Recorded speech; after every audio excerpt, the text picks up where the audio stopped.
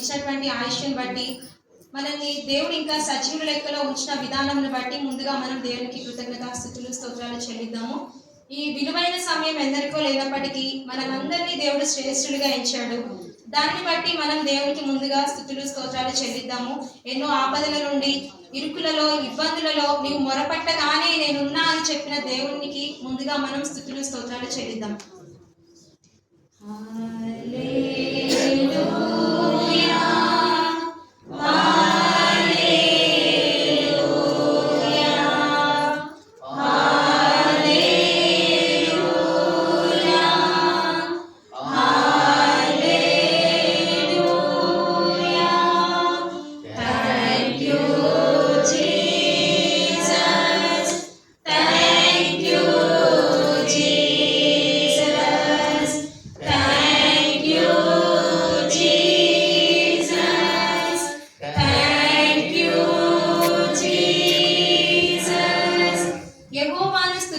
మంచిది అని దావీదు గారు చెప్తున్నారు.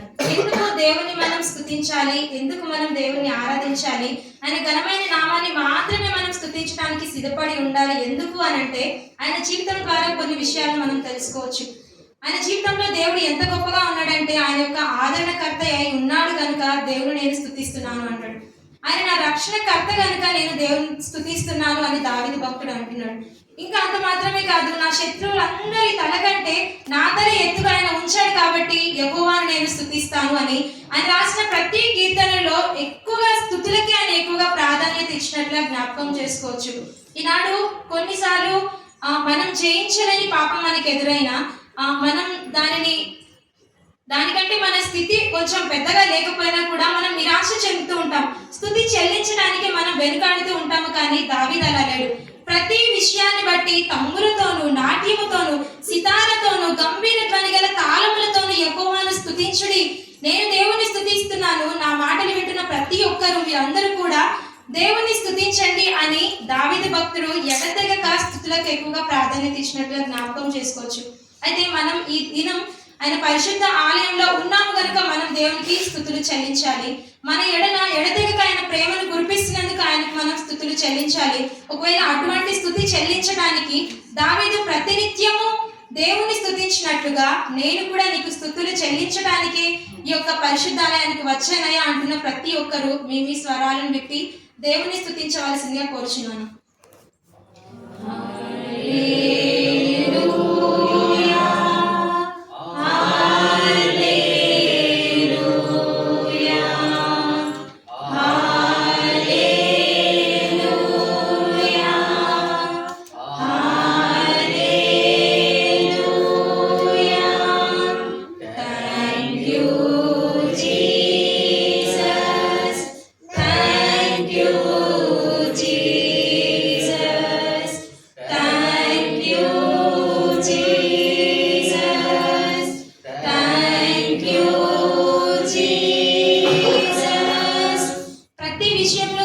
చెల్లించినటువంటి దావీదు ఒక్క విషయము జరిగిన తర్వాత తను దేవుణ్ణి తన సొంతంగా స్తుతించలేకపోయాడు. అది ఎప్పుడో మనందరికీ తెలుసు. బత్షెబ విషయంలో పాపం చేసినప్పుడు అప్పుడు తన స్తుతికి ఎక్కువ ప్రాధాన్యత ఇవ్వలేకపోయాడు. ఎందుకంటే తన హృదయంలో దేవుడి కంటే ఎక్కువ స్థానం పాపానికే ఉంది.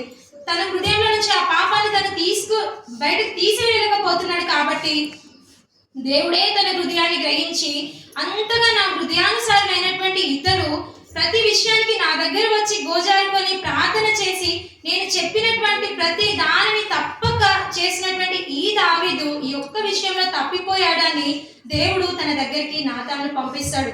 అందుకే 51వ దావీదు కీర్తనలో అతడు పశ్చాత్తాపపడుతూ, అంటే నాతాను ఎప్పుడైతే తాను చేసేది తప్పు అని హెచ్చరించి తనను గద్దిస్తాడో పశ్చాత్తాపపు హృదయముతో 51వ కీర్తనను దావీదు రాస్తూ ఒక మాట అంటాడు, ప్రభువా నా నోరు నీ స్తుతిని ప్రచురపరిచినట్లు నా పెదవులను తెరుము.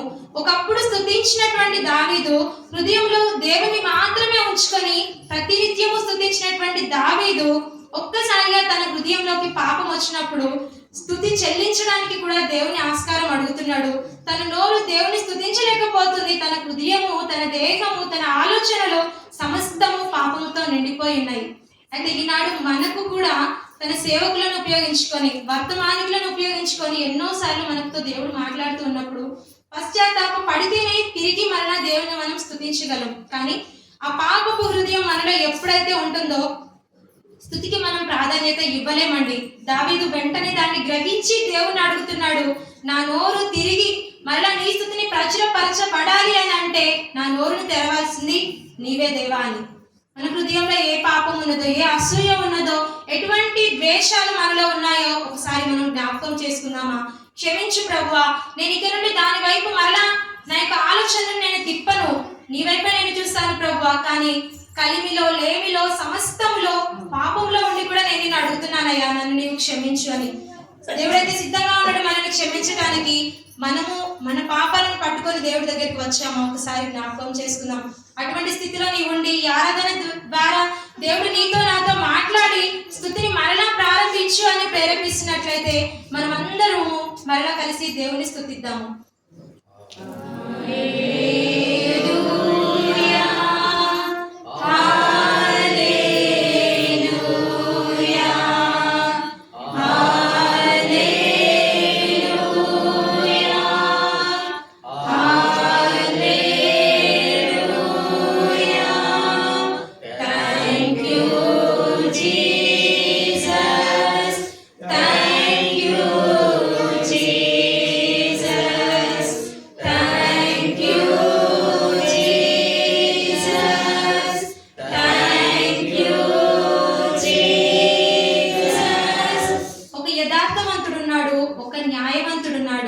అతడు దేవుని యందు భయభక్తులు కలిగి చెడుతనమును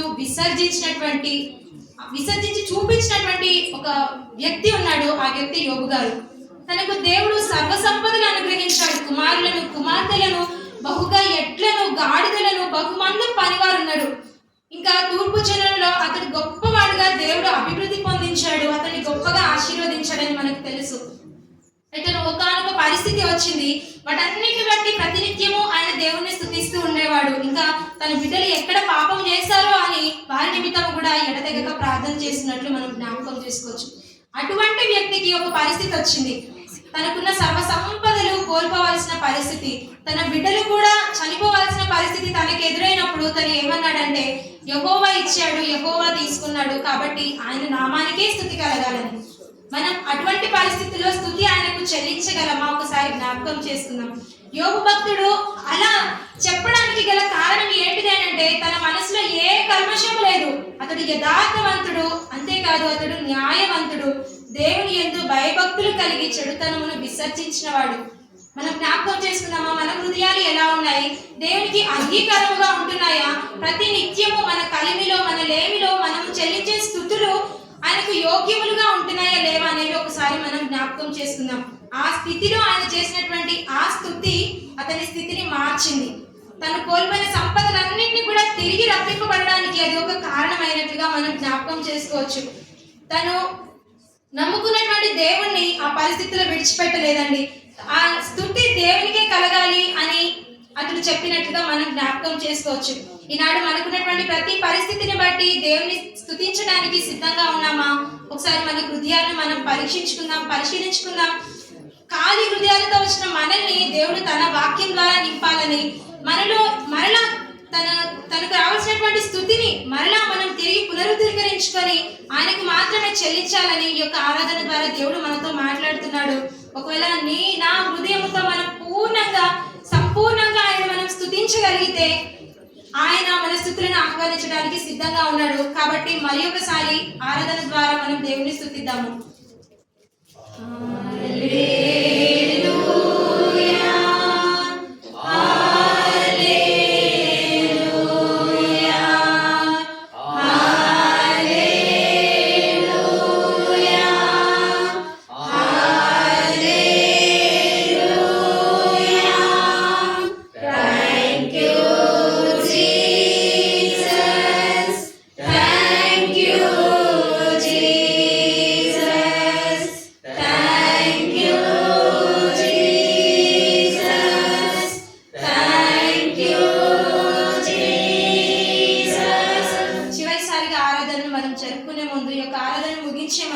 ఒక గొప్ప తీర్మానంతో ఈ యొక్క ఆరాధన మనం ముగిద్దాం.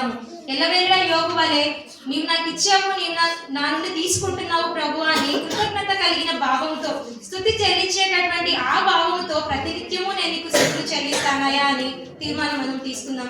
దావీదు పాపం చేసినప్పుడు, పాపము తన హృదయంలో ఉన్నప్పుడు స్తుతించలేకపోయినట్లుగా ఎన్నో సందర్భాలలో మన హృదయంలో మనలో కూడా అటువంటి పరిస్థితులు ఎదురవచ్చు.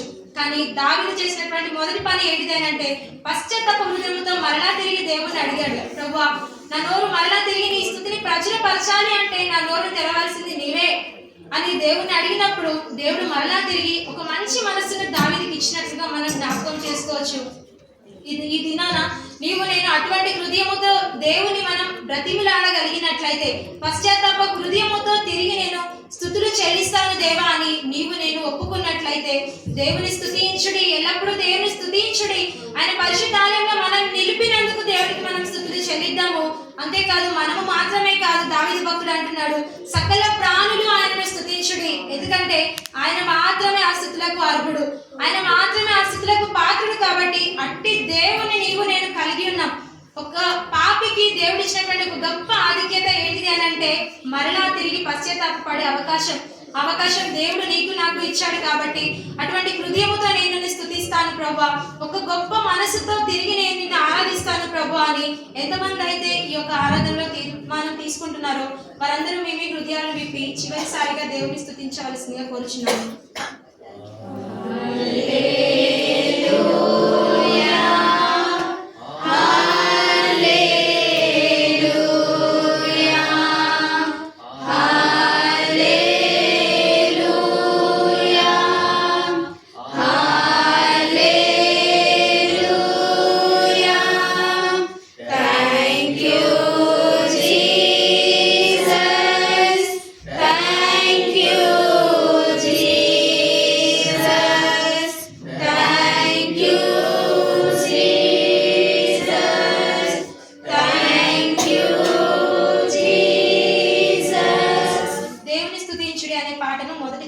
చివరి చరణం పాడుకొని ఈ యొక్క ఆరాధనను మనం ముగిద్దాం.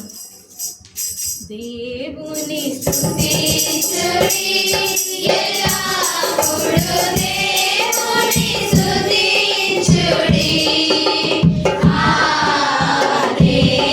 దేవుని స్తుతించుడి ఎల్లప్పుడూ దేవుని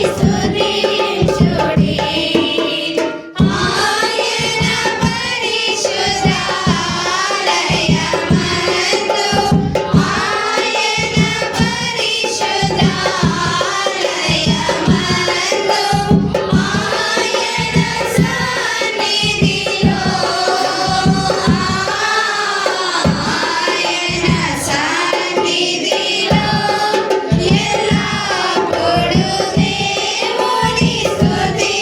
Sure.